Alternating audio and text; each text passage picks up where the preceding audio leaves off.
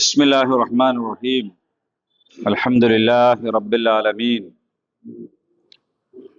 والصلاة والسلام على رسول الأمين وعلى آله وصحبه أجمعين إن أريد إلا الإصلاح ما استطعت وما توفيقي إلا بالله عليه توكلت وإليه أنيب رب اشرح لي صدري ويسر لي أمري واحلل عقدة من لساني يفقهوا قولي. പ്രിയമുള്ളവരെ, പരിശുദ്ധ ഖുർആനിലെ സൂറ ആലു ഇമ്രാൻ പഠിച്ചുകൊണ്ടിരിക്കുകയാണ്. 41 ആയത്തുകൾ കഴിഞ്ഞു. 42ാമത്തെ ആയത്ത് മുതലാണ് ഇന്ന് എടുക്കേണ്ടത്. ആദ്യം പാരായണം. അഊദു ബില്ലാഹി മിനശ് ശൈത്വാനിർ റജീം. وإذ قالت الملائكة يا مريم إن الله اصطفاك وطهرك واصطفاك على نساء العالمين.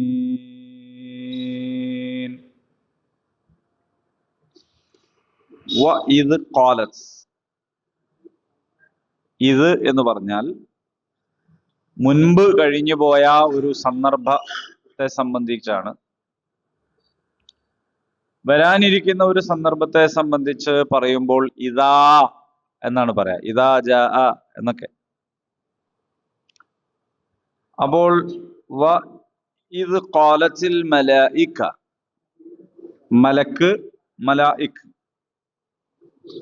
മലക്കുകൾ പറഞ്ഞ സന്ദർഭം. യാ മറിയം, മറിയമേ. മർയം, മറിയ എന്നല്ല, മർയം. മറിയം എന്നാണ് നമ്മൾ വിളിക്കുമ്പോ. മറിയ മറിയ എന്ന് വിളിക്കുന്നതേ ഉള്ളൂ. മറിയം എന്നാണ്. മറിയം. പിന്നെ മറിയത്ത് അങ്ങനെ വിളിക്കുക, മറിയത്താന്ന് അങ്ങനെ വിളിക്കേ, മറിയത്താന്ന് വിളിക്കണ്ടേ. അത് സാരല്ല കേട്ടോ, അങ്ങനെ വിളിക്കണേനൊന്നും കുഴപ്പമില്ല. പക്ഷെ ശരിക്കുള്ള ഇതാണ് എന്ന് മനസ്സിലാക്കിയാൽ മതി. മറിയം. Mary, Mary. അതെ അതെ, മേരി. ഏ മറിയം, മറിയമേ. ഇന്നല്ലാഹ, നിശ്ചയമായിട്ടും അള്ളാഹു, ഇസ്തഫാക്കി, നിന്നെ തെരഞ്ഞെടുത്തിരിക്കുന്നു. ഇസ്തഫാക്കി, നിന്നെ കി എന്ന് പറയാൻ കാരണം പെണ്ണായതുകൊണ്ട്. വത്വഹറക്കി, നിന്നെ ശുദ്ധിയാക്കുകയും അഥവാ വിശുദ്ധയാക്കുകയും ചെയ്തിരിക്കുന്നു. അപ്പോൾ വിശുദ്ധ മറിയം. വസ്തഫാക്കി, വീണ്ടും പറയാണ്, നിന്നെ തെരഞ്ഞെടുത്തിരിക്കുന്നു. അല നിസാ, നിസാ എന്ന് പറഞ്ഞാൽ അറിയാലോ, പെണ്ണുങ്ങള്. അല നിസാ, സ്ത്രീകളെക്കാൾ, സ്ത്രീകളിൽ വെച്ച്. അൽ ആലമീൻ, ഏത് സ്ത്രീകളാണ്? ലോകത്തെ മുഴുവൻ സ്ത്രീകളും. മലക്കുകൾ പറഞ്ഞത് ഓർക്കുക, മറിയം, അള്ളാഹു നിന്നെ പ്രത്യേകം തെരഞ്ഞെടുത്തിരിക്കുന്നു, വിശുദ്ധയും ലോകത്തിലെ മറ്റേത് സ്ത്രീകളെക്കാളും വിശിഷ്ടയും ആക്കിയിരിക്കുന്നു. ലോകത്തെ മറ്റേത് സ്ത്രീകളെക്കാളും വിശുദ്ധയാക്കിയിരിക്കുന്നു എന്നാണ്. അപ്പോൾ ഇവിടെ നേരത്തെ പറഞ്ഞത് യഹ്യ അലൈഹിസ്സലാമിന്റെ ജനനത്തെ കുറിച്ചാണ്. അത് പറഞ്ഞിട്ട് പിന്നെ യഹ്യ അലൈഹിസ്സലാം ജനിച്ചു, വളർന്നു, ഇങ്ങനെ തുടർന്നു പോവല്ല. കാരണം ഒരു പത്ര റിപ്പോർട്ടിന്റെ സ്റ്റൈലിലല്ല പരിശുദ്ധ ഖുർആൻ കാര്യങ്ങൾ പറയാ. അപ്പോ യഹ്യ അലൈഹിസ്സലാമിനെ കുറിച്ച് സന്തോഷ വാർത്ത അറിയിച്ചു. ജക്കരിയ പ്രാർത്ഥിച്ചു, പിന്നീട് ആ സന്തോഷ വാർത്ത ലഭിച്ചു. അപ്പൊ ഇത് അള്ളാഹുവെ നിന്നിൽ നിന്ന് തന്നെയാണെന്നുള്ള ഒരു ആയത്ത് കൊണ്ടാന്ന് പറഞ്ഞു. ആയിക്കോട്ടെ, 3 ദിവസം ഉണ്ട് കയ്യിലാന്ന് പറഞ്ഞു. ഇങ്ങനൊക്കെ പറഞ്ഞു. ഇനി യഹിയ അലൈഹിസ്സലാം ജനിച്ചു, വളർന്നു, അങ്ങനെ പോവല്ല. അതാണ് പറഞ്ഞു വെച്ചു. കാരണം അത് പറഞ്ഞതുപോലും ഇത് പറയാൻ വേണ്ടിയിട്ടാണ്. ഒരു പശ്ചാത്തലം ഒരുക്കണ്ടേ സംസാരത്തിന്, വേണ്ടേ? അത് നമുക്ക് ഒരു ഒരു സംസാര മര്യാദ കൂടിയിൽ നിന്ന് പഠിക്കുന്നുണ്ട്. ഒരു കാര്യം ഒരാളോട് പറയുമ്പോ ആ പറയുന്ന കാര്യം അയാൾക്ക് ബോധ്യപ്പെടാൻ പാകത്തിൽ നമ്മൾ എന്ത് ചെയ്യണം? ആദ്യം ഒന്ന് ഒരു മണ്ണൊരുക്കം നടത്തണം. അല്ലാതെ വെല്ലടിച്ച് വാതിൽ തുറന്ന പാടൻ 500 ഉറുപ്പിക എന്ന് പറഞ്ഞാല് ഏതൊരാളും ചോദിക്കും, ഇവിടെ തന്നേൽപ്പിച്ചിനോ എന്ന് ചോദിക്കൂലേ? അതേസമയം സലാം പറഞ്ഞ് ഇതൊക്കെ വർത്താനോ സുഹൃതന്നല്ലേ, കുറെ എല്ലാം കണ്ടിട്ട് ഇങ്ങോട്ടൊക്കെ ഇറങ്ങണമെന്ന് വിചാരിക്കും, പക്ഷെ കഴിയൂല, പിന്നെ അങ്ങനെ അങ്ങനെ എന്നൊക്കെ പറഞ്ഞല്ലേ. ഇവിടെ എന്തോ പണിയൊക്കെ എടുപ്പിച്ചപ്പോ ഇല്ലല്ലേ, അങ്ങനൊക്കെ ചോദിച്ച്. അപ്പോ മൊത്തത്തിൽ എന്തായെന്ന് വെച്ചാൽ അങ്ങോട്ടും ഇങ്ങോട്ടും തമ്മിൽ ഒരു പാലം ആയി കഴിഞ്ഞു. എന്തിനോ ഒന്നാണ് എന്നുള്ള ഒരു സംഗതി. എന്നിട്ട് എന്തൊക്കെ എങ്ങനെയെന്നൊക്കെ ചോദിച്ച് അപ്പോഴാണല്ലോ ഒരു കാര്യം പറയാ. പള്ളീന്റെ പണിയൊക്കെ ഇങ്ങനെ നടന്നുകൊണ്ടിരിക്കുകയാണ്. അൽഹംദുലില്ലാ. നിങ്ങൾ മുമ്പ് പിന്നെ അന്ന് ചെയ്ത കാര്യം വളരെ ഇപ്പോഴും ഞങ്ങൾ ഇടയ്ക്കിടയ്ക്ക് ഇങ്ങനെ പറയലുണ്ട്. കാരണം എന്ന് പറഞ്ഞാൽ അന്ന് നിങ്ങൾ ഒരു ഇടപെടൽ കൊണ്ട് ഉണ്ടായിട്ടുള്ളൊരു ഗുണം വളരെ നന്നായി. അൽഹംദുലില്ലാ. വളരെ സംഗതിയായിരുന്നു അത്. അപ്പൊ ഇങ്ങനെ പോണുണ്ട് അല്ലേ? നിങ്ങൾ അന്ന് അങ്ങനെ തന്നതിന്റെ ശേഷം പിന്നെ ഒരുപാട് ആളുകൾ തന്നു. അതുകൊണ്ട് വളരെ വേഗത്തിൽ കാര്യങ്ങളൊക്കെ നീങ്ങി. അപ്പൊ ഇയാൾക്കും ഒരു സന്തോഷായി. എന്നിട്ട് നമുക്കതൊന്ന് പൂർത്തിയാക്കണം. അല്ല, കുറെ വഴികളൊക്കെ നോക്കുന്നുണ്ട്. എന്നാലും നിങ്ങളാണല്ലോ ഇതിന്റെ തുടക്കം. അപ്പൊ നിങ്ങളോടൊന്ന് പറയണല്ലോ. അയാൾക്കും വേണ്ടി പറയണമായിരുന്നു. അങ്ങനെയൊക്കെ കൂടി ആണല്ലോ ഒരു സംഗതിയിൽ എത്തുക. എല്ലാ കാര്യവും അങ്ങനെ തന്നെയാണ് കേട്ടോ. എല്ലാ കാര്യവും അങ്ങനെയാണ്. നിശ്ചയത്തിന് പോയാലും അങ്ങനെയാണ് നമ്മൾ പറയാം. ആദ്യം തന്നെ റെഡി 1 2 3 എന്ന കല്യാണം, അങ്ങനെയല്ലല്ലോ. അപ്പൊ എല്ലാത്തിനും അങ്ങനെയാണ്. ഇങ്ങനെ പറഞ്ഞാലാണ് നമ്മൾ ഒരാളെ തിരുത്തണമെങ്കിലും അങ്ങനെ പറഞ്ഞാലാണ് തിരുത്തുക. ഒരാളെ നമുക്ക് തിരുത്തണം എന്ന് വിചാരിക്കുക. അപ്പൊ ആദ്യം എന്ത് ചെയ്യണം? അയാളെ വിളിച്ച് അയാളെ നന്മകളൊക്കെ പറഞ്ഞ്, അങ്ങനെയാണ് അയാൾക്ക് തിരുത്താനും കഴിയുള്ളൂ കേട്ടോ. അല്ലാതെ പിന്നെ അല്ലെങ്കിൽ വെറും തെറ്റു മാത്രം പറയുന്ന ഒരാളായിട്ട് കാര്യമല്ല. അപ്പൊ സംസാരത്തിന് ഒരു രീതിയുണ്ട്, ഒരു ശൈലിയുണ്ട്. ഒരു ഒരു ഒരു അവസ്ഥ ആദ്യം ഉണ്ടാക്കണം. അപ്പൊ ഇവിടെ പറയാൻ പോകുന്നത് വലിയ ഒരു കാര്യത്തെ കുറിച്ചാണ് പറയാൻ പോകുന്നത്. വലിയ ഒരു കാര്യം എന്ന് പറഞ്ഞാൽ തുല്യതയില്ലാത്തൊരു കാര്യം. അപ്പൊ ആദ്യം തന്നെ അതിന് മുമ്പേ പറഞ്ഞ് പഠിപ്പിച്ചു യഹിയ അലൈഹിസ്സലാമിന്റെ ജന്നത്തെ കുറിച്ച്.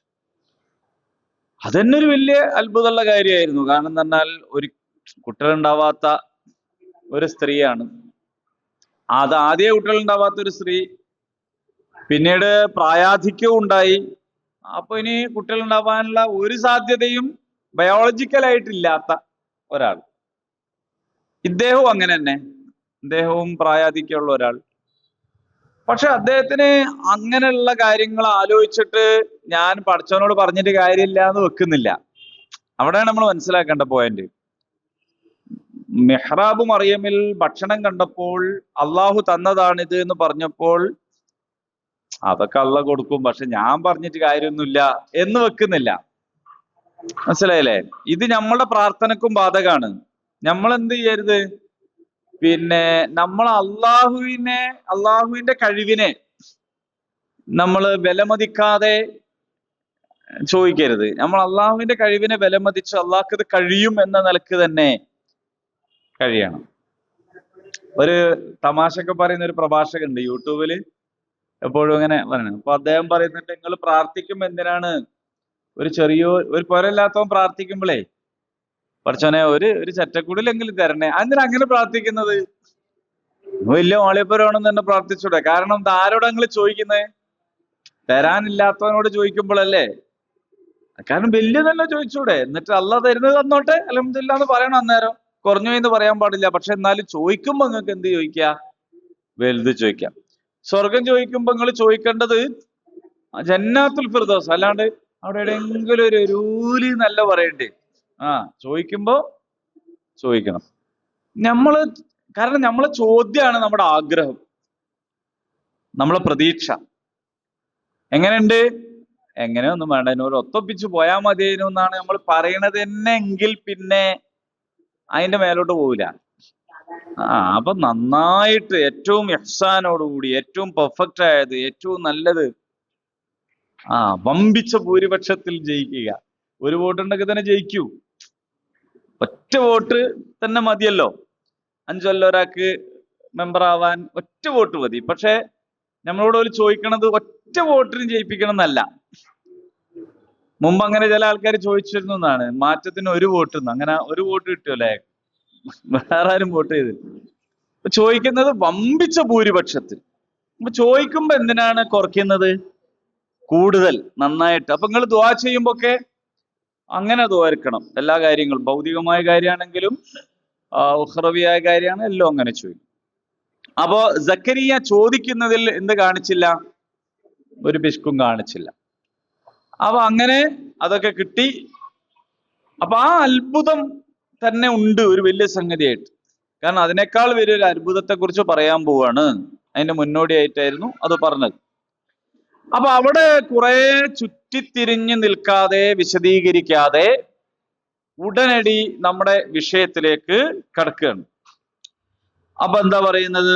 ഇത് ഖാലത്തിൽ മലായികതു യാ മറിയമു ഇന്നല്ലാഹ അസ്തഫാക്. അല്ല മറിയം, മലക്കുകൾ പറഞ്ഞു എന്ന് പറഞ്ഞാൽ എല്ലാ മലക്കുകളും കൂടി പറയണമെന്നില്ല. നമ്മൾ നേരത്തെ ആയത്തിൽ പറഞ്ഞിരുന്നല്ലോ. ആ മലക്കുകളെയൊക്കെ പ്രതിനിധീകരിച്ചുകൊണ്ട് ഒരു മലക്ക്, ജിബ്രീൽ അലൈഹിസ്സലാം പറഞ്ഞാൽ തന്നെ മതി. എന്താ പറഞ്ഞത്? അല്ല മറിയം, നിന്നെ അല്ലാഹു തആല നിന്നെ തെരഞ്ഞെടുത്തിരിക്കുന്നു. മറിയമിന്റെ മാതാപിതാക്കൾ ദുആ ചെയ്തത് എന്തിനാണ്? ഒരാൺകുട്ടി ഉണ്ടാവും എന്നുള്ള നിലക്കാണ്. പക്ഷെ അള്ളാഹുവിന്റെ തെരഞ്ഞെടുപ്പ് അവിടെ നടന്നു കഴിഞ്ഞു. ആൺകുട്ടിയല്ല വേണ്ടത്, വേണ്ടത് ഈസാ നബിന്റെ ഉമ്മയാണ്. ആര് തീരുമാനിച്ചു? അള്ളാഹ് തീരുമാനിച്ചു. ഇവർക്കൊന്നും തീരുമാനമല്ല. ഇവര് ദുആ ചെയ്തു, കുട്ടിനെ കിട്ടിയാലേ ഞാൻ കൊടുക്കാന്നൊക്കെ നേർച്ചാക്കിന്നല്ലാതെ അതിന്റെ അപ്പുറം പോകാൻ നമുക്ക് കഴിവില്ല. നമ്മൾ പ്രാർത്ഥിക്കുന്നു, അള്ളാഹു തീരുമാനം എടുക്കുന്നു. നമ്മളെ ജീവിതം മുഴുവൻ അങ്ങനെയാണ്. തീരുമാനം മുഴുവനും ആരുടേതാണ്? അള്ളാഹുവിൻ്റെതാണ്, നമ്മുടേതല്ല. നമ്മുടെ ജനനമായാലും നമ്മുടെ മരണമായാലും എല്ലാ കാര്യങ്ങളും അതിന്റെ രചന സംവിധാനമൊക്കെ അള്ളാഹുവാണ്. കഥ, തിരക്കഥ, സംഭാഷണം, സംവിധാനം ഒക്കെ പടച്ചവനാണ്, നമ്മളല്ല. പിന്നെ നമുക്ക് എന്താ പണിയെന്ന് വെച്ചാൽ നമുക്ക് കിട്ടിയ റോള് ഏറ്റവും നന്നായിട്ട് കൈകാര്യം ചെയ്യാന്നുള്ളതാണ്. അപ്പൊ മമ്മൂട്ടി ഒരു വലിയ നടനാണ്.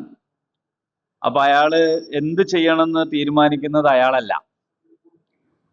ഞാൻ മമ്മൂട്ടിയാണ്, അതുകൊണ്ട് ഞാൻ എപ്പോഴും ഇങ്ങനെ വലിയ കാറിൽ വരുമെന്നൊന്നും പറയാൻ പറ്റില്ല. അയാൾ സൈക്കിൾമേലാണോ വരേണ്ടത്, നടന്നാണോ വരേണ്ടത്, അയാൾ കീറിയ പാൻ്റാണോ എടുക്കേണ്ടത്, അല്ലേ? അയാൾ അടിച്ചായിരുന്ന പണിയാണോ, ബാത്റൂം കയറുന്ന പണിയാണോ എടുക്കേണ്ടത്? ഇതൊക്കെ തീരുമാനിക്കുന്നത് ആരാണ്? സംവിധായകൻ. ഇയാൾക്ക് എന്താണ് പണി? അയാളോട് പറയാണ് ഈ കണ്ടക്ടറായിട്ട് അഭിനയിക്കണം എന്ന് പറഞ്ഞാൽ അത് ഏറ്റവും പെർഫെക്റ്റ് ആയിട്ട് അഭിനയിക്കുക.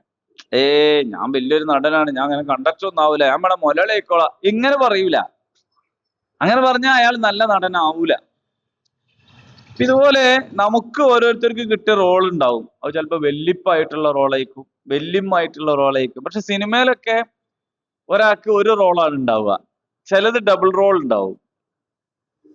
വളരെ അപൂർവമായിട്ട് 3 or 4 റോളൊക്കെ അഭിനയിച്ച വലിയ നടന്മാരെ കുറിച്ചൊക്കെ കേട്ടിട്ടുണ്ട്.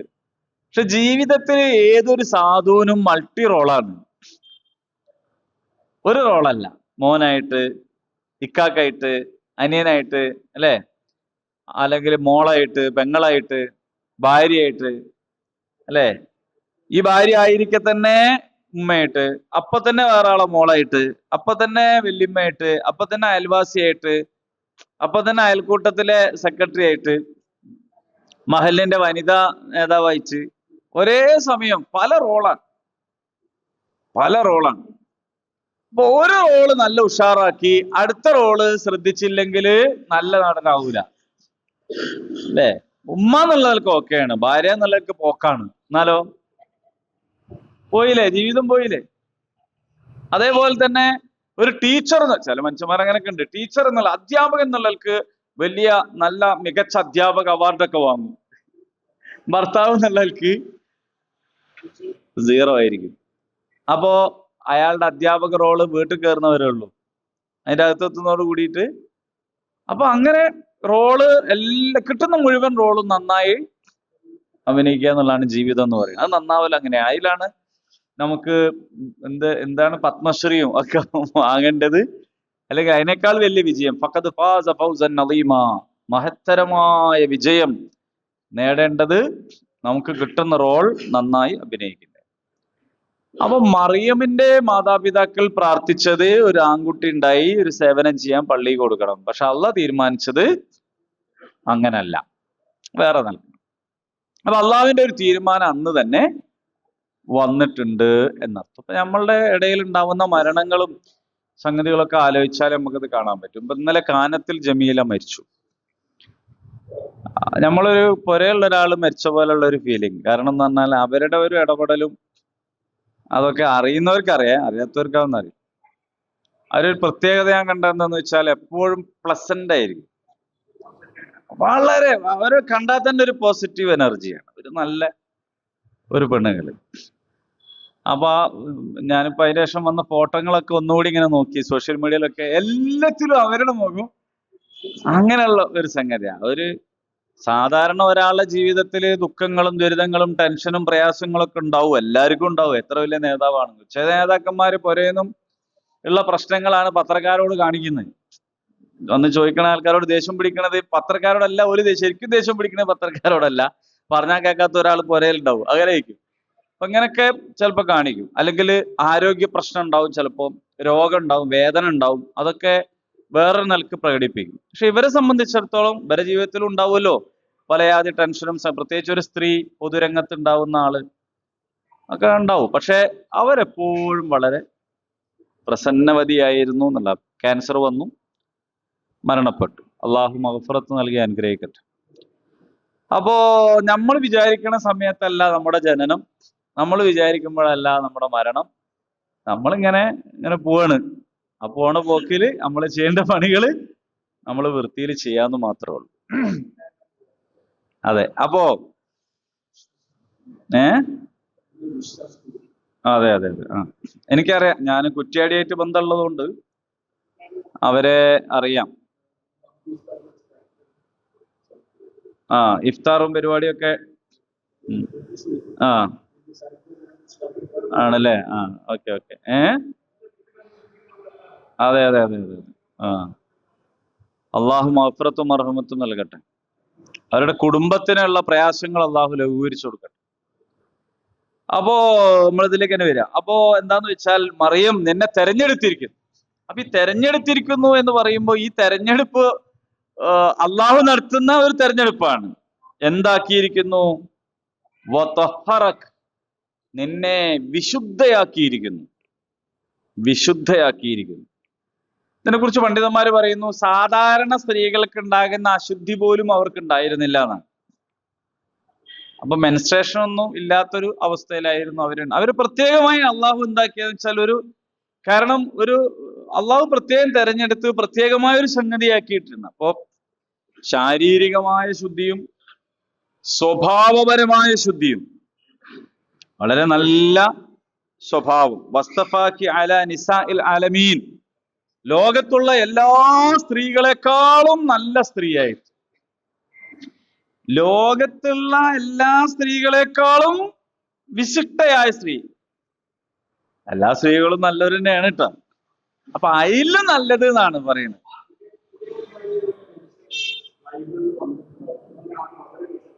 അല്ല, അതിനെക്കുറിച്ച് നമുക്ക് പറയാം. അത് ഇതിന്റെ അടുത്ത ആയത്തിൽ അതിലേക്കൊരു സൂചന ഉണ്ട്. അപ്പൊ ഇങ്ങനെ പറഞ്ഞു മറിയം. ഇനി മറ്റേതൊരു സ്ത്രീയെക്കാളും വിശിഷ്ടയും വിശുദ്ധയും നല്ല കഴിവും നല്ല പവറും നല്ല പവർഫുൾ ആയിരുന്നു മറിയം. നമ്മളുടെ ചില സങ്കല്പങ്ങൾ നമ്മൾ തിരുത്തേണ്ടതുണ്ട്. ഒരാൾ വിശുദ്ധയാണ് എന്ന് പറഞ്ഞാൽ അതിന്റെ അർത്ഥം സാധുവാണ് എന്നല്ല. അല്ല, നമ്മൾ അങ്ങനെ ഉണ്ടല്ലോ, ഓ നല്ലോനാണ്, ഓ അങ്ങനെ ഉണ്ടല്ലോ. ഒരു നല്ലോനാവുന്നതിന്റെ ലക്ഷണം എന്താണ്? അങ്ങനല്ല. നല്ല ബോൾഡ് ആണ്, നല്ല സ്ട്രോങ് ആണ്. നല്ല സ്ട്രോങ് ആണ് എന്ന് പറയുമ്പോൾ തന്നെ വിശുദ്ധയാണ്. യാതൊരു തരത്തിലുള്ള സ്വഭാവ ദൂഷ്യങ്ങളും പ്രശ്നങ്ങളും ഒന്നുമില്ല. പക്ഷെ ആളെന്താണ്? വളരെ സ്ട്രോങ് ആണ്. അപ്പോ നമ്മളെ ഒരു പൊതുബോധം എന്താന്ന് വെച്ചാല്, ഒരു സാധു ഒന്നിനോടൊന്നും ആ ഒരു പ്രതികരണം അല്ലാത്ത, അതാണ് ഒരു പ്രതികരണം. അതിനോട് എന്തു പറഞ്ഞാലും എന്താണ്, ഒന്ന് തൊള്ളെ കയറ്റാ കടിക്കാത്ത, ഒരു കുണത്തിലൊരു ദോഷത്തിനൊന്നും ഇല്ലാത്ത, അങ്ങനെ ഉണ്ടല്ലോ. ഒരു റോഡ് മക്കൾ ഇങ്ങനെ നടക്കുമ്പോൾ ഒരു സൈക്കിൾ നിർത്തിയിട്ടുണ്ട്, ആ സൈക്കിളിന്റെ ഇപ്പുറത്തൂടെ പോകുന്ന, എന്റെ സൈക്കിളിന്റെ ഇപ്പുറത്തൂടെ പോണെന്താ വെച്ചാല് സൈക്കിൾ തന്നെ ഇരിക്കാൻ വെച്ചത്, അതിന്റെയും അതിന്റെ ഇടയിൽ കൂടെ പോണെങ്കിൽ എത്രത്തോളം ആയിരിക്കണോ, ഇപ്പുറത്തെ സ്ഥലമായിട്ടല്ല. ഇങ്ങനെയുള്ള ഒരു വല്ലാത്ത ഒരു, അങ്ങനല്ല മറിയം മാത്രല്ല, ഖുറാനിലെ പേര് പരാമർശിച്ചിട്ടുള്ള പ്രവാചകന്മാരൊക്കെ വളരെ ബോൾഡാണ്. മൂസാ നബിനെ പറ്റി ഖവിയ്യുൻ അമീൻ, ശക്തനാണ്, വിശ്വസ്തൻ, എല്ലാരും അങ്ങനെ തന്നെയാണ്. അപ്പൊ നമുക്കുള്ള ഒരു നല്ല ആള്, ശുദ്ധനായ ആള്, ശുദ്ധയായ ആള് എന്ന് പറഞ്ഞാൽ അതിന്റെ അർത്ഥം വളരെ ലൈഫായത് എന്നല്ല, വളരെ ബോൾഡാണ്, നല്ല ധീരയാണ്.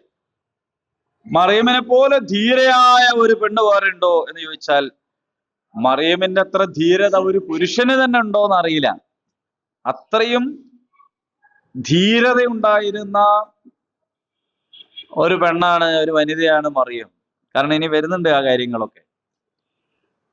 അപ്പൊ അള്ളാഹു പ്രത്യേകമായി തെരഞ്ഞെടുത്തു ഈ ഒരു സ്ട്രെങ്ത് എങ്ങനെയാണ് മറിയമിന് ലഭിച്ചത് എന്നൊരു ചോദ്യമുണ്ട്.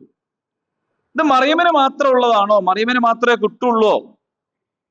ഇതെങ്ങനെയാണ് ലഭിച്ചത്? അതാണ് അടുത്ത ആയത്തിൽ പറയുന്നത്. യാ മറിയം ഖുനതി ലിറബ്ബികി വസ്ജുദി വർക്കഈ മഅർ റാക്കിഈൻ. യാ മറിയം, അല്ലയോ മറിയം, ഖുനതി, നീ അനുസരിക്കുക, കീഴടങ്ങുക, കീഴൊതുങ്ങുക, അല്ലെ? ലിറബ്ബിക്, നിന്റെ റബ്ബിന്, വസ്തുതി വർക്കഈ, നീ അവനെ സാഷ്ടാംഗം ചെയ്യുകയും തലകുനിക്കുകയും ചെയ്യുക, മഅർ റാക്കിഈൻ, തലകുനിക്കുന്നവരോടൊപ്പം. ഇങ്ങനെയാണ് പവർഫുൾ ആവേണ്ടത്. അപ്പോൾ ഒരാൾക്ക് ശക്തി ഉണ്ടാകുന്നത് അയാളുടെ ഭക്തിയിലൂടെയാണ്. ഒരാൾക്ക് ശക്തി നൽകാത്ത ഭക്തി യഥാർത്ഥത്തിലുള്ള ഭക്തിയല്ല. നമുക്കിപ്പോ എന്താന്ന് വെച്ചാൽ നല്ല ഭക്തി ഉണ്ട്, ദിക്റുണ്ട്, ദുആ ഉണ്ട്, ആരാധനകളൊക്കെ ഉണ്ട്. പക്ഷേ നിങ്ങൾ തൊട്ടാവാടി കണ്ടിരുന്നോ? തൊട്ടാവാടി കണ്ടിരിക്കുന്നോന്ന് ഞാൻ ചോദിക്കുമ്പോ കണ്ടണോ എല്ലാരും? ഏത് കാലത്താ കണ്ടത് തൊട്ടാവാടി? ചെറുപ്പത്തിൽ കണ്ടതല്ലേ? ഈ കഴിഞ്ഞ ആഴ്ചയൊക്കെ തൊട്ടാവാടി കണ്ട ആരും കണ്ടോ? നമ്മൾ ശ്രദ്ധിക്കാത്തോണ്ടല്ലേ. അതുപോലെ എന്തെല്ലാം ഉണ്ട് നാട്ടിൽ? എന്താ ലേശൊന്ന് വോളിയം കുറച്ച ഒരു സൗകര്യം ഉണ്ടായിരുന്നു. അപ്പോ വേണ്ടാന്ന് പറയണ്ട, ലേശം ഞങ്ങളെയും കൂടി ഒന്ന് പരിഗണിക്കണേന്ന് പറഞ്ഞാൽ മതി. അപ്പൊ തൊട്ടപാടി എങ്ങനെയാന്ന് വെച്ചാൽ തൊട്ടാ തന്നെ ഇങ്ങനെയാണ്.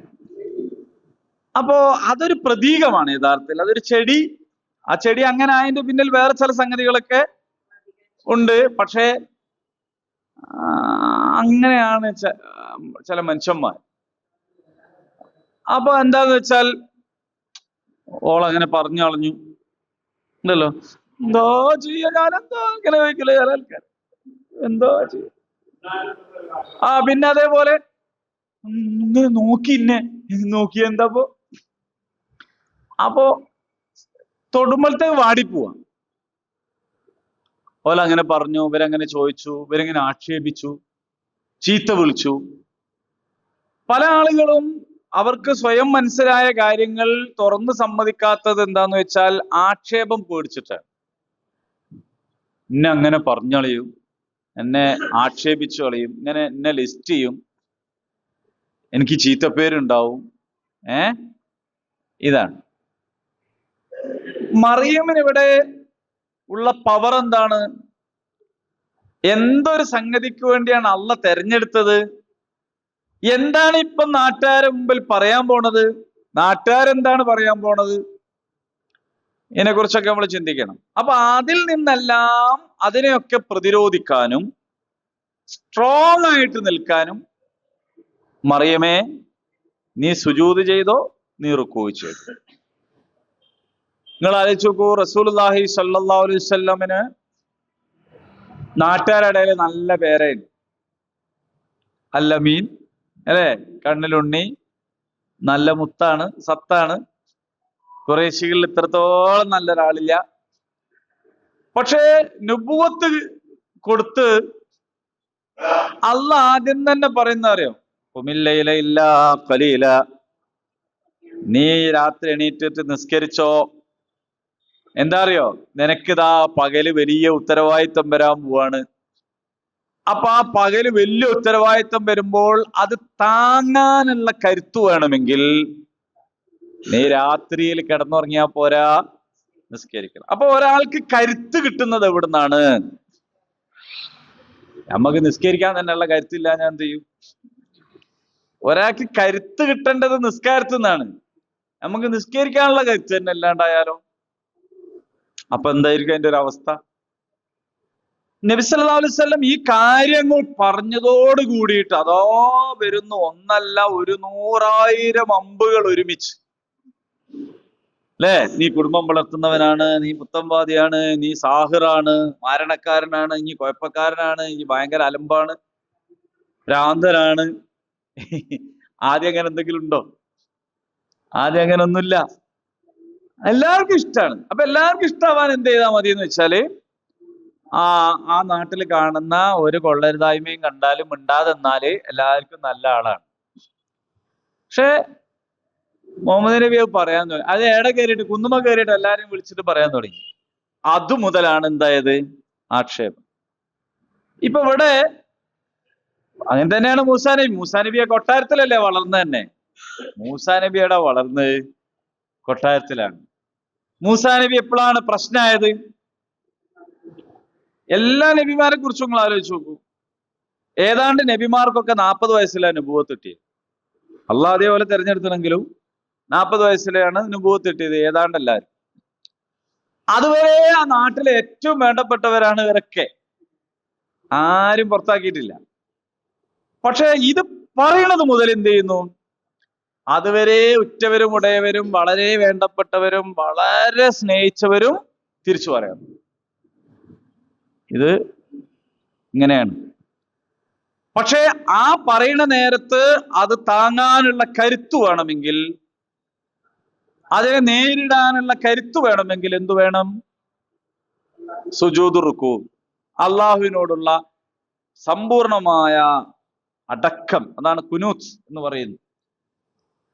അപ്പൊ മൂസാ നബി ദ്വരുന്നത് തന്നെ എന്താ? ഫിറോവിന്റെ അടുത്തേക്ക് പോകുമ്പോ, പഠിച്ചവനെ ഞാൻ പറയണത് ഈ ചങ്ങായിക്ക് മനസ്സിലാവണേന്നല്ല. നിങ്ങൾ ആലോചിച്ച് നോക്കൂ, അതിന്റെ ഒരു സംഗതി ഉണ്ടല്ലോ അതിന്റെ അകത്ത്. റബ്ബി ഇശ്റഹ് ലീ സ്വദ്രി, എന്റെ ഹൃദയത്തെ വിശാലാക്കി തരണേ. കാരണം പോണത് ആരടുത്തേക്കാ? ഫിറോവിന്റെ അടുത്തേക്ക്. ഫിറോൻ എന്തും പറയും. എന്താ കാരണം? ഫിറോനാണെന്നുള്ള തന്നെ കാരണം, വേറെന്തിനാ വേറെ കാരണം? പക്ഷെ ഞാൻ മൂസാ നബിയാണ്, എനിക്ക് അങ്ങനെ എന്തും പറയാൻ പറ്റൂല. ഫിറോൻ എന്തും പറയാം, കാരണം ഫിറോനാണെന്നുള്ളത് തന്നെ കാരണം. പക്ഷെ ഞാൻ മൂസാ നബിയാണ്, എനിക്ക് അങ്ങനെ എന്തും പറയാൻ പറ്റൂല.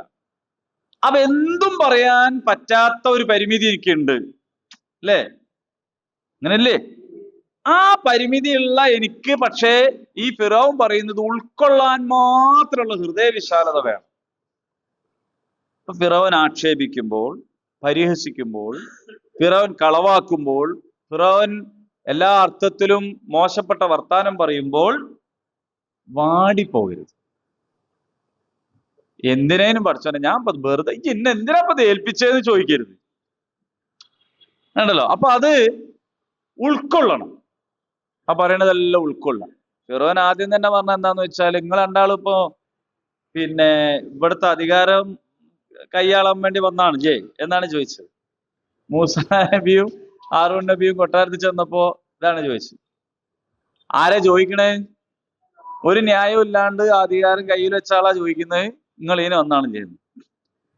അപ്പോ തകർന്ന് പോകാതിരിക്കാൻ, ചൂളിപ്പോകാതിരിക്കാൻ ഉള്ള ഹൃദയ വിശാലത നൽകണേ. മൂപ്പരമ്മ എന്തോന്ന് പറഞ്ഞപ്പോഴേക്ക് പിന്നെ ആകെ ടെൻഷൻ. എന്റെ ആവശ്യമില്ല.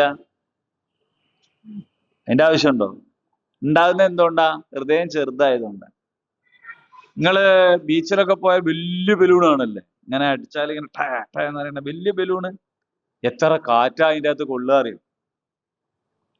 കുഞ്ഞു ബലൂണല്ലോ, ഇത്തിരി കാറ്റേ കൊള്ളുള്ളൂ. അത് ലേശം കൂടി വരിക പൊട്ടിപ്പോകും. നമ്മളെ ഹൃദയം അങ്ങനെ തന്നെയാണ്. ഒരു കുഞ്ഞു ഹൃദയമാണെങ്കിൽ ചെറിയ ചെറിയ പ്രശ്നങ്ങൾ വരുമ്പോ തന്നെ ആളെ ഫേസ് ചെയ്യാൻ കഴിയില്ല. ആകെ ടെൻഷനാവും, ആകെ ബേജാറാവും, ആകെ പ്രശ്നമാവും. ഹൃദയം ഷറഹുസുദറുണ്ട്, നല്ല വിശാലമായ സുദറാണെങ്കിൽ ഓരോ പ്രശ്നങ്ങളെ എടുത്തിട്ട് ഓരോ മൂലക്കട വെക്കും. എന്നാലും ഇഷ്ടം പോലെ സ്ഥലം ബാക്കിയായിരിക്കും. നബി സല്ലല്ലാഹു അലൈഹി വസല്ലം അങ്ങനെ ആയിരുന്നില്ലേ? ജീവിതത്തിൽ വന്ന കഷ്ടപ്പാടുകൾ, 2 പെൺകുട്ടികളെ തലാഖല്ലേ ഈ വീട്ടിൽ കൊണ്ടാക്കിയത് അല്ലേ? 3 ആമക്കൾ മരിച്ചുപോയി, പെൺകുട്ടികളും മരിച്ചുപോയി, നാട്ടിൽ നിന്നും പുറത്താക്കി, ഈ ജാതി എല്ലാ വിളിയും കേൾക്കേണ്ടി വന്നു.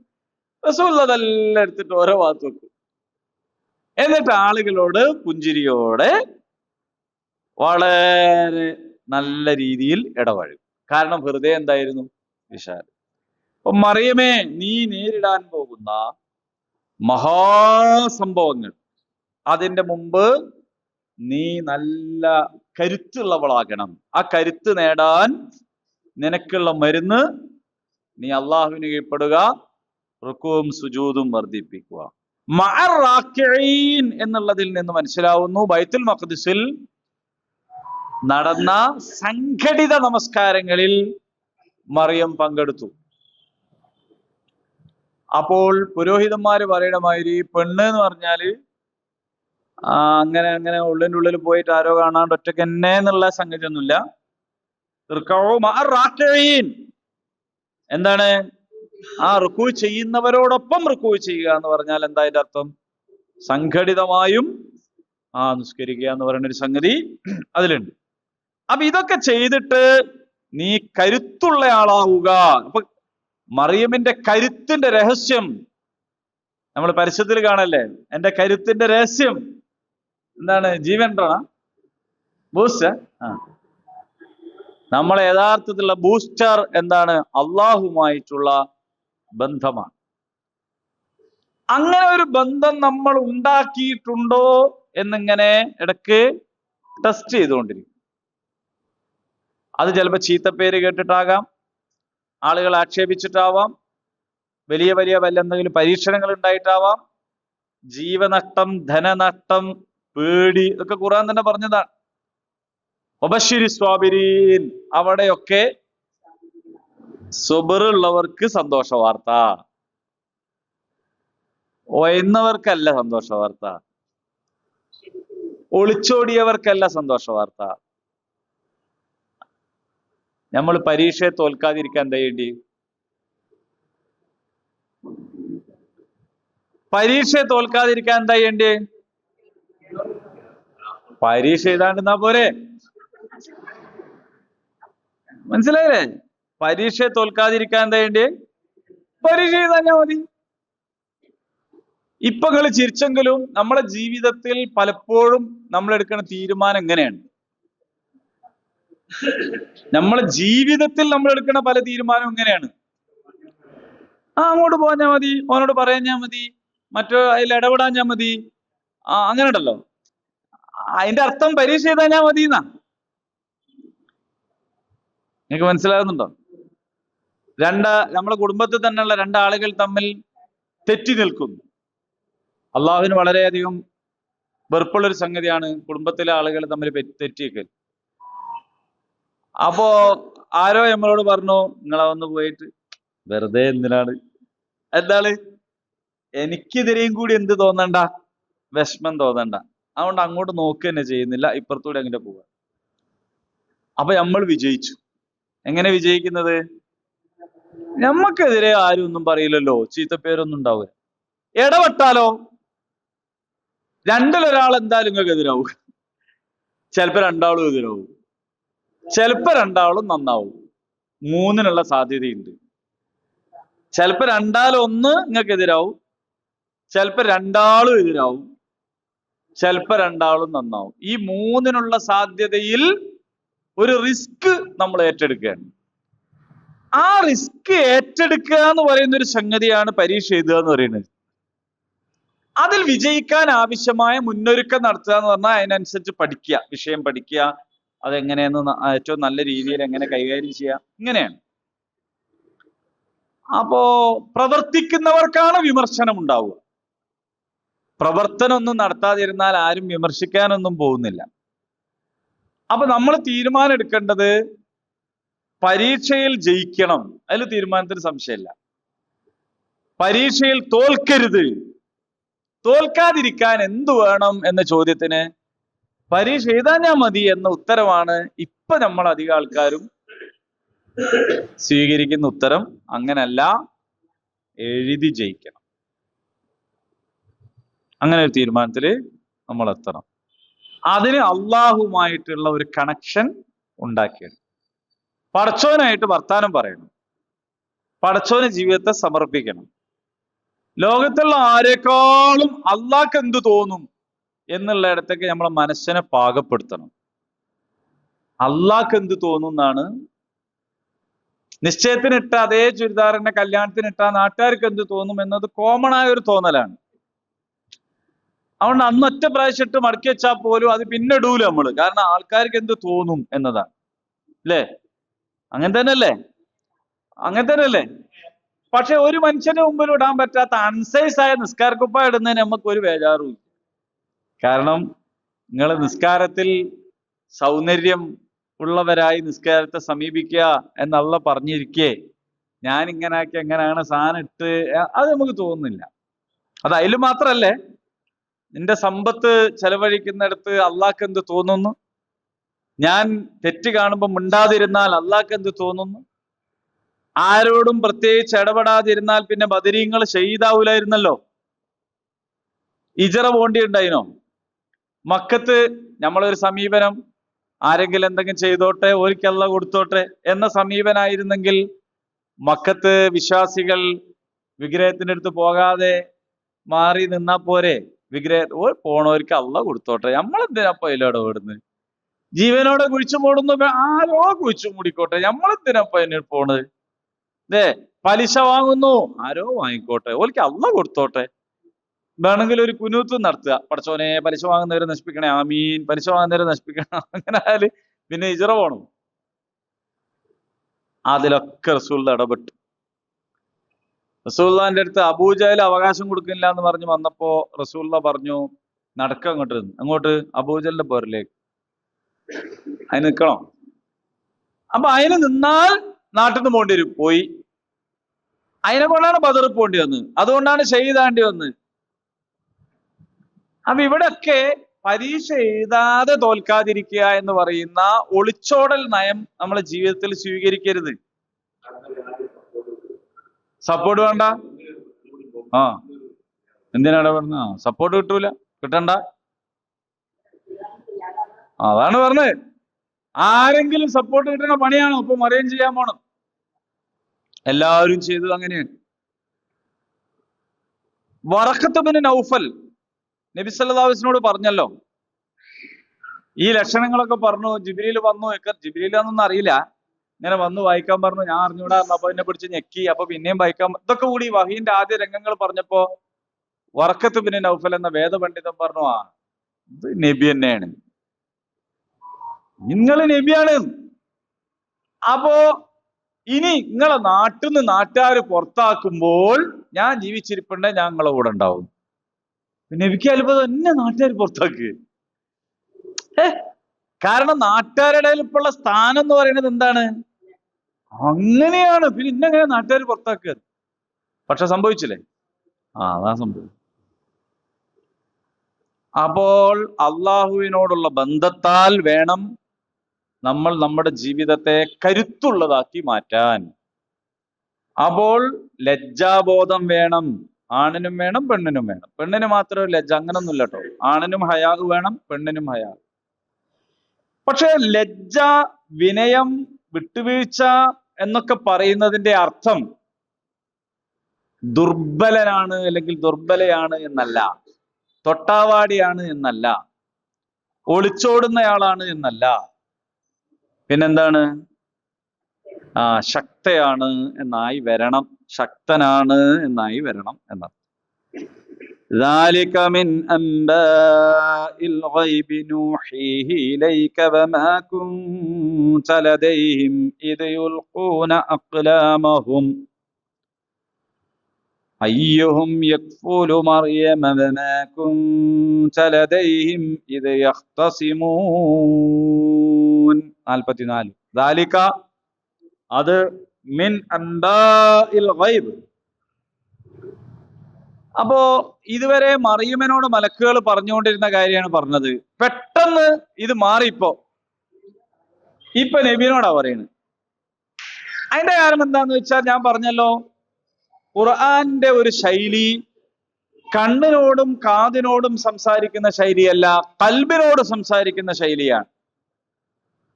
സംസാരം ഖൽബിനോടാണ്. ഇപ്പൊ നിങ്ങൾ ഇവിടെ വന്നിരുന്നതിന്റെ ഷേഡെല്ലാം പോയി വന്നു,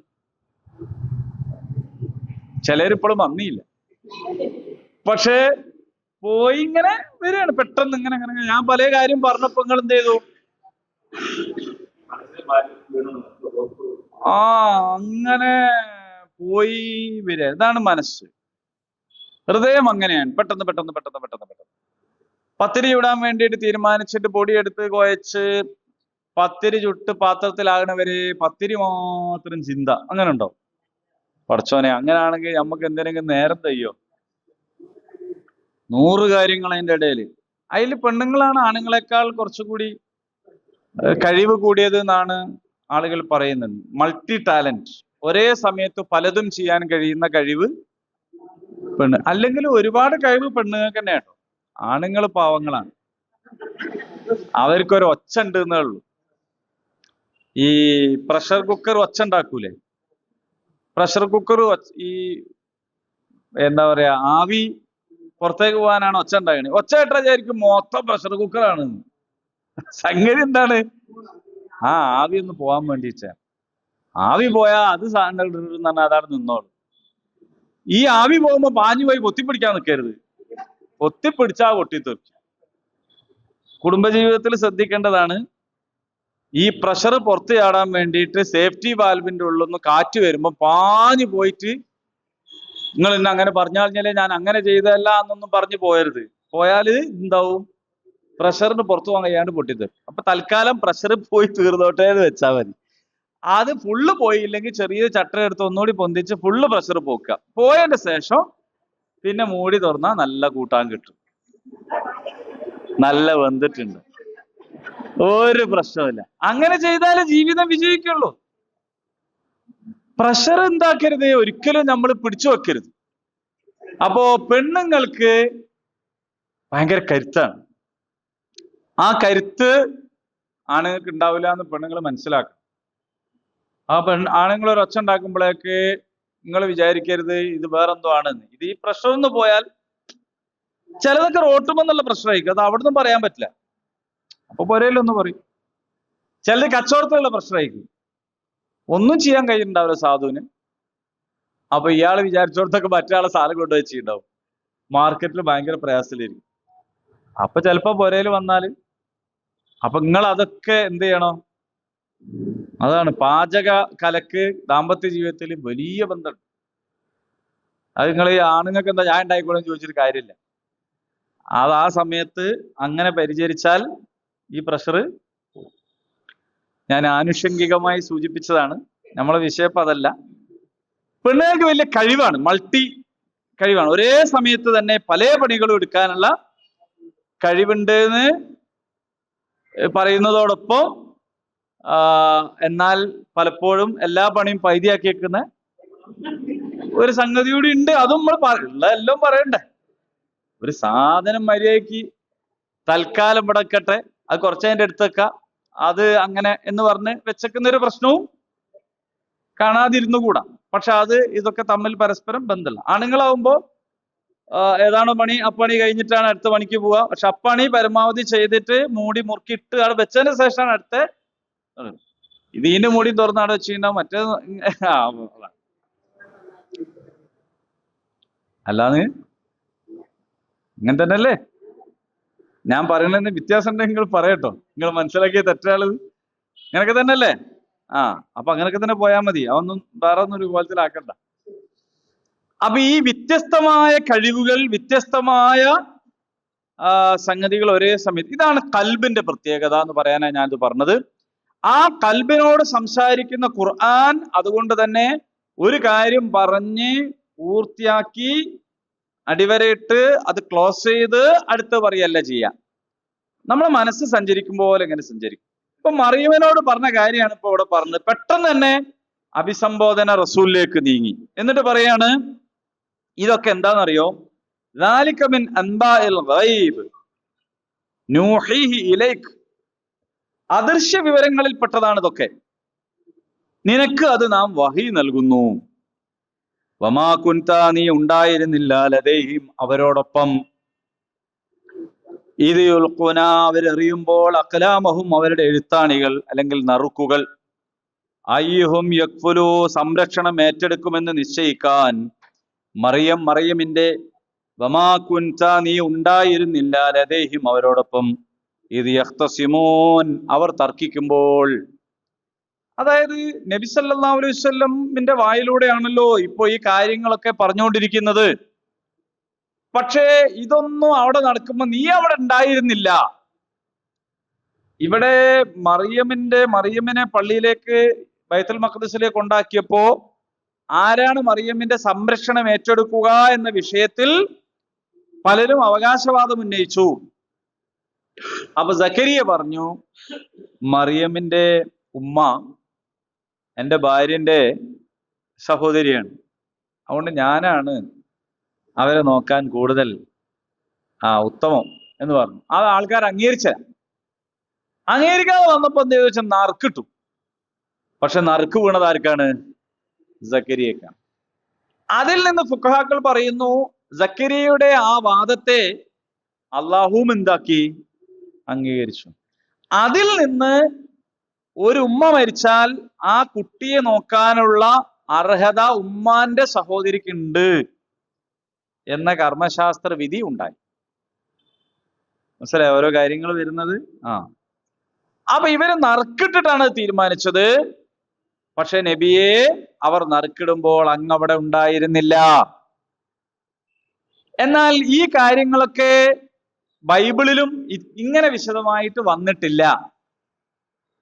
അപ്പോൾ കയ്യിലുള്ള ജൂതന്മാരുടെയും ക്രിസ്ത്യാനികളുടെ കയ്യിലുള്ള കിതാബിൽ ഇല്ലാത്ത ഒരു കാര്യമാണ് ഇപ്പോൾ ഇവിടെ പറയുന്നത്.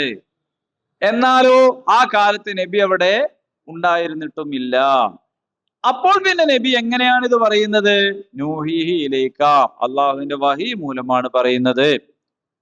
അപ്പോൾ വിശുദ്ധയായ കന്യകയായ മറിയമിനെ കുറിച്ച് ഇത്ര വിശദമായ കാര്യങ്ങൾ അതിനൊക്കെ എത്രയോ കാലത്തിന് ശേഷമുള്ള ഒരാൾ പറയുമ്പോൾ അത് സ്വന്തം പറയല്ല എന്നും അള്ളാഹുവിൽ നിന്നുള്ള വഹിയാണെന്നും ഇത് നബിയാണെന്നും മനസ്സിലാക്കാവുന്നിടത്തോളമുള്ള തെളിവുകൾ അവർക്കുണ്ട്.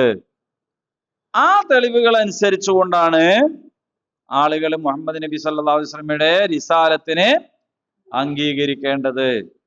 അഖ്ലാമുഹും എന്ന് പറഞ്ഞാൽ കലമിന്റെ ജംആണ്. അതായത് എഴുത്താണി, പേന, പെൻ അതിനാണല്ലോ എഴുത്താണ്. ഇത് അമ്പ് എന്നും പിന്നെന്താ നാരായം അങ്ങനത്തെ ഒക്കെ പേര്. അതായത് നറുക്കെടുക്കാൻ വേണ്ടി ഇവർ ഉപയോഗിച്ചിരുന്ന അന്നത്തെ ഒരു പരിപാടിയും കൂടി ആയിരുന്നു അത് എന്നാണ്.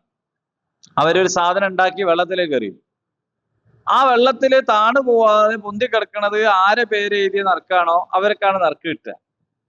എല്ലാം താന്നു പോയാൽ അതിന്റെ മുന മേലോട്ട് നിൽക്കണ അങ്ങനെയൊക്കെയുള്ള ചില പരിപാടികൾ അതാണ് നറുക്ക്. അപ്പൊ ഒരേ അർഹതയുള്ളവരിൽ നിന്ന് ഒരാളെ തെരഞ്ഞെടുക്കാൻ നറുക്കെടുക്കാവുന്നതാണ് എന്നതും ഇതിൽ നിന്ന് മനസ്സിലാവും. നറുക്കെടുപ്പ് ഇസ്ലാമിൽ അനുവദനീയമാണ്. എപ്പോൾ? ഒരേ അർഹതയുള്ള ആളിൽ നിന്ന് ഒരാളെ തെരഞ്ഞെടുക്കേണ്ടി വരുന്നു. ഒന്നാം സ്ഥാനം കൊടുക്കണം. എല്ലാവർക്കും 10 മാർക്കായാൽ അപ്പൊ നറുക്കെടുക്കാം.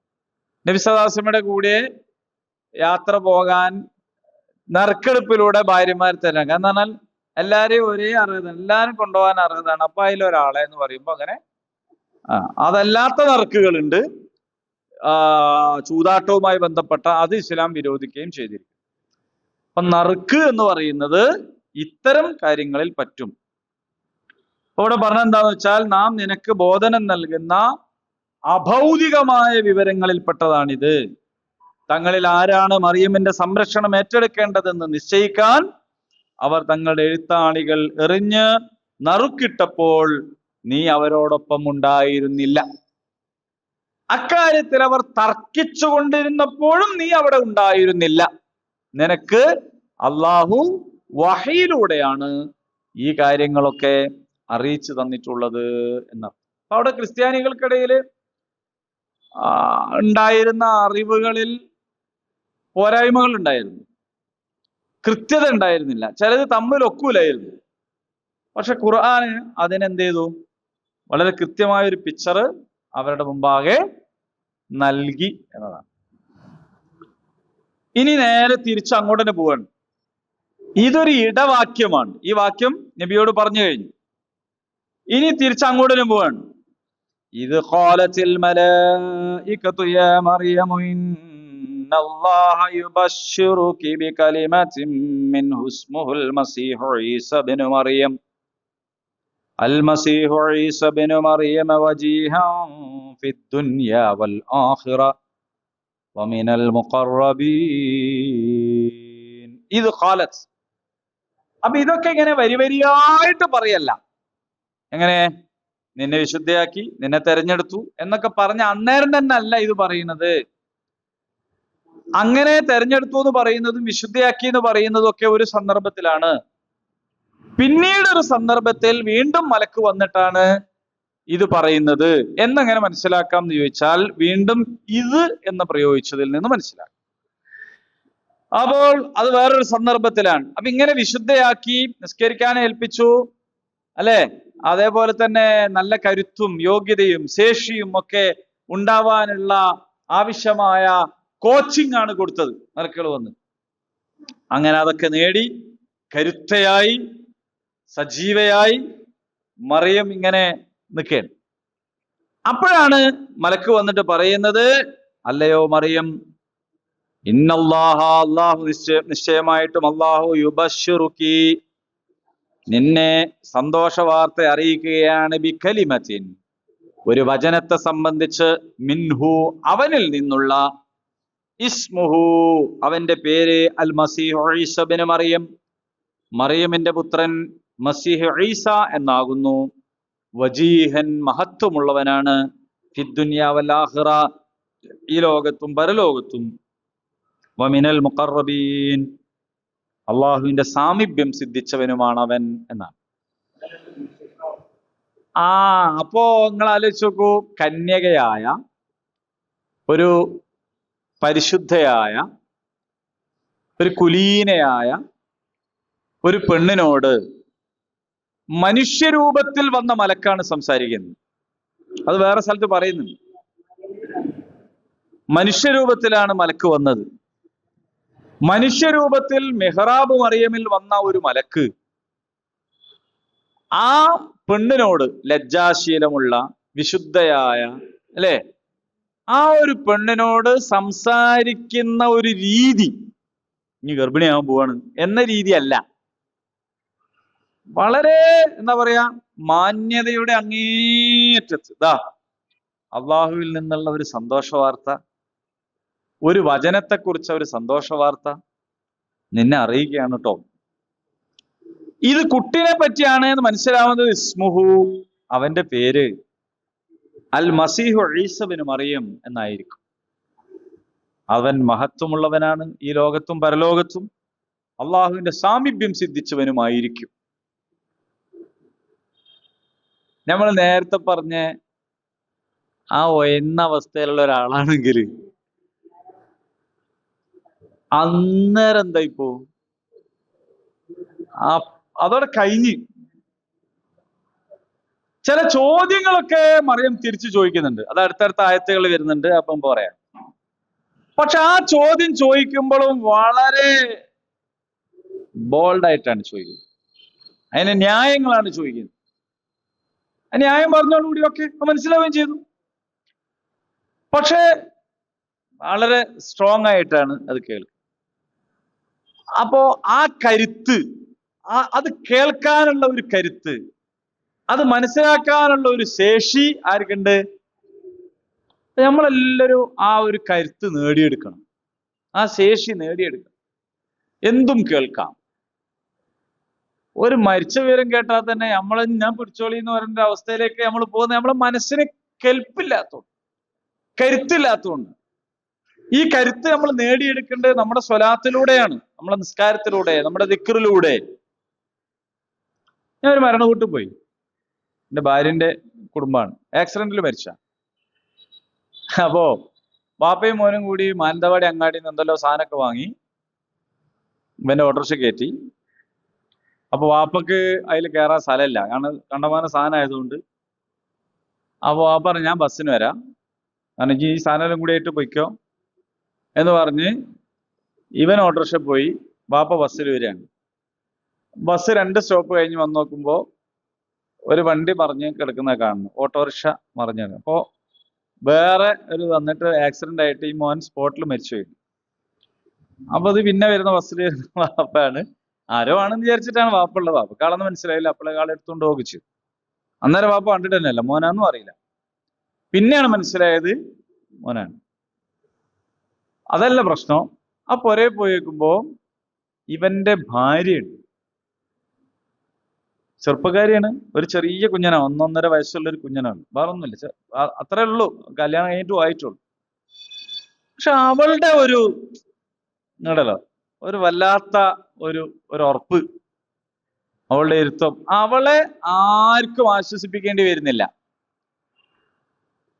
അവൾ എല്ലാവരെയും ആശ്വസിപ്പിക്കുന്ന ഒരവസ്ഥയിലാണ്. ഞാൻ ഇതിനെക്കുറിച്ച് ഇങ്ങനെ അന്വേഷിച്ചത് അവൾ ഇങ്ങനെയാണ്. അപ്പൊ അവള് ഈ പറഞ്ഞതായിരുന്നു, അവളുടെ ബന്ധം, അവളുടെ ദിക്റ്, അവളുടെ ഖുർആനുമായുള്ള ബന്ധം, അവളുടെ ആ ഒരു ഈമാൻ അവൾക്ക് നൽകിയ ഒരു കരുത്ത്. പിന്നെ ഇപ്പോൾ അവള് വേറെ കല്യാണമൊക്കെ കഴിഞ്ഞു, അതിൽ വേറെ കുട്ടിയൊക്കെ അങ്ങനെ ജീവിച്ചു പോകണം, അൽഹംദുലില്ലാ.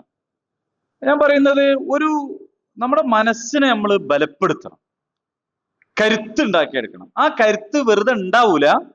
അത് നിങ്ങൾ വേറെ കൗൺസിലിങ്ങിനും പോയിട്ട് കാര്യമില്ല. ഇതന്നെയാണ് കൗൺസിലിങ്. ഞാൻ ഇപ്പൊ കൗൺസിലിങ് ചെയ്യാന്ന് വിചാരിച്ചാൽ മതി. ഖുർആനുമായിട്ടുള്ള നമ്മുടെ ബന്ധം ഉണ്ടാക്കുക, അധികരിപ്പിക്കുക, ദിക്റുകളും ദുആകളും. ഒരു പക്ഷെ നമുക്ക് വളരെ ഉഷാറായിട്ട് ഓതാൻ അറിഞ്ഞുണ്ടെങ്കിൽ തപ്പിത്തടഞ്ഞെങ്കിലും നമുക്കിപ്പോ അങ്ങനെയല്ല കേട്ടോ, നമ്മളൊക്കെ പഠിച്ച ആൾക്കാരാണ്, എന്നാലും വേണ്ടില്ല. എപ്പോഴും ഖുർആനുമായിട്ടുള്ള ബന്ധം ഉണ്ടാവുക, അള്ളാഹുമായിട്ടുള്ള ബന്ധം ഉണ്ടാവുക, നാവിൽ എപ്പോഴും ദിക്റിന്റെ നനവുണ്ടാവുക.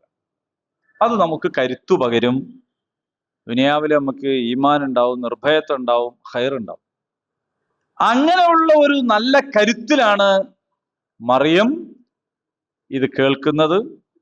എന്താണ് അൽ മസീഹ്, എന്തായിരുന്നു ഇവിടെ പറഞ്ഞ മഹത്വം, ഈ ലോകത്തും പരലോകത്തും ഉള്ള അത്തരം സംഗതികൾ എന്താന്നൊക്കെ ഇൻഷാ അല്ലാഹ്, അള്ളാഹു അനുഗ്രഹിച്ചാൽ അടുത്ത ക്ലാസ്സിൽ നമുക്ക് പറയാം. ഇതിന്റെ തുടർച്ച ആയത്തുകളും ഉണ്ട്, ഇതിന്റെ തന്നെ വിശദീകരണവും ഇൻഷാ അല്ലാഹ് നമുക്ക് പറയാം.